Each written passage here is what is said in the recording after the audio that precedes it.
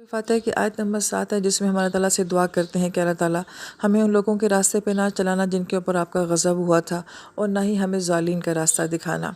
اس آیت مبارکہ کے ضمن میں ایک جو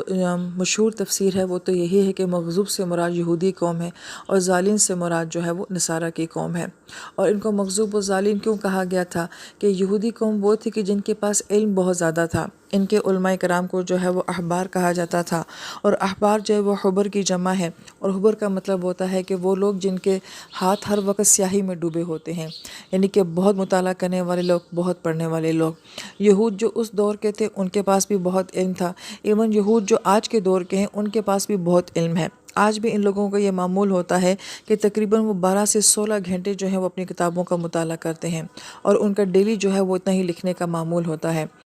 تو چاہے یہود اس دور کا تھا یا آج کے دور کا تھا، ان کے پاس علم بہت زیادہ ہے۔ پھر کیا وجہ ہوئی کہ یہ لوگ مغضوب ہو گئے؟ اس لیے کہ یہ اپنے علم کے اوپر عمل نہیں کرتے تھے،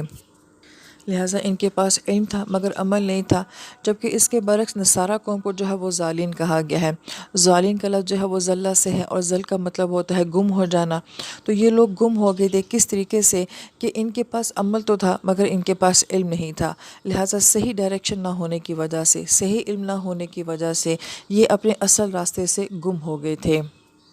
ان دونوں قوموں کے بارے میں یا امتوں کے بارے میں ایک عام تاثر یہ بھی پایا جاتا ہے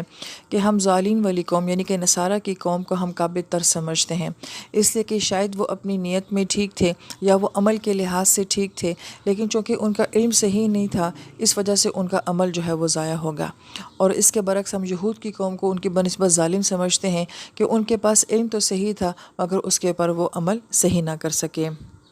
پھر اس آیت مبارکہ کے بارے میں ایک رائے مفسرین کرام کی یہ ہے کہ اگر مغضوب و ظالم سے صرف یہود و نصارہ کی قوم کو ہی مراد لیا جائے تو پھر اس آیت مبارکہ کا میری ذات کے ساتھ کیا تعلق ہے؟ ہم تو مغضوب یہودیوں کے کھاتے میں ڈال دیں گے اور نصارہ کو جو ہے ہم ظالم کے کھاتے میں ڈال دیں گے، اور ہم اپنے آپ کو بری سمجھیں گے کہ ہم تو ہیں انعمت علیہم بھلے۔ یہاں پہ مفسرین کرام ہماری یہ تصحیح فرماتے ہیں کہ مغضوب اور ظالم یہ محض دو قومیں یا دو امتیں نہیں ہیں، بلکہ یہ دو طرح کے رویے ہیں۔ مغضوب سے مراد کہ ہر وہ علم، عمل، رویہ یا سوچ جس کی وجہ سے ہم اللہ تعالیٰ کے غصے کا شکار ہو جائیں، اس سے مراد مغضوب ہے، اور ہر وہ علم، عمل، رویہ یا سوچ جس کی وجہ سے ہم صحیح راستے سے بھٹک کر گم ہو جائیں، اس سے مراد جو ہے وہ ظالم ہے۔ لہٰذا ہم جب اس آیت مبارکہ کو اس سوچ کے ساتھ دیکھتے ہیں تو پھر مجھے اس آیت مبارکہ کے ساتھ اپنا تعلق نظر آتا ہے کہ ہم اللہ تعالیٰ سے اس آیت مبارکہ میں یہ دعا مانگتے ہیں کہ اللہ تعالیٰ مجھے کوئی ایسا علم، عمل، سوچ یا رویہ نہ دینا جس کی وجہ سے میں آپ کے غصے کا شکار ہو جاؤں، اور کوئی علم، عمل، رویہ یا سوچ میری ایسی نہ ہو کہ میں صحیح راستے سے بھٹک جاؤں، وہ کام جو ساری زندگی میں یہ سوچ کر کرتی رہوں کہ یہ آپ کی رضا کا ہے اور یہ صحیح راستہ ہے، اور مجھے آخر میں یہ پتہ چلے کہ یہ سب کچھ تو غلط تھا، میں تو اصل راستے سے بھٹک گئی تھی۔ اور پھر آیت مبارکہ کے ضمن میں مفسرین کرام فرماتے ہیں کہ ہمیں تو اللہ تعالیٰ سے صراط کو مانگا تھا، اور صراط ایک راستہ تھا جس میں یہ تصور تھا کہ ایک راستہ ہوتا ہے اور اس کی دو جانبین ہوتی ہیں، ایک دائیں جانب ہوتی ہے اور ایک بائیں جانب ہوتی ہے، تو ان دونوں کے درمیان میں جو راستہ ہوتا ہے دراصل میں وہ صراط کا راستہ ہوتا ہے، وہ اسٹریٹ اور سیدھا راستہ ہوتا ہے۔ لہٰذا ایک جانب کو مغضوب کہا گیا ہے اور دوسری جانب کو جو ہے وہ ظالم کہا گیا ہے، اور ہم اللہ تعالیٰ سے یہ دعا مانگ رہے ہوتے ہیں کہ اللہ تعالیٰ نہ ہمیں مغضوب کی جانب چلانا، نہ ہمیں ظالم کی جانب چلانا، بلکہ جو درمیان کا صراط مستقیم ہے ہمیں اس پہ چلنے کی توفیق دینا۔ یہود و نصارہ کے بارے میں جو عام رائے پائی جاتی ہے کہ یہ افراط اور تفریط کا شکار قومیں تھیں۔ یہود بہت زیادہ افراط میں چلے گئے تھے اور نصارہ جو ہیں وہ بہت زیادہ تفریط میں چلے گئے تھے، لہٰذا ہم اللہ تعالیٰ سے جو ہے وہ اعتدال کا راستہ مانگتے ہیں کہ افراط و تفریط کے درمیان میں جو صراط مستقیم کا راستہ ہے اللہ وہ راستہ ہمیں دکھانا۔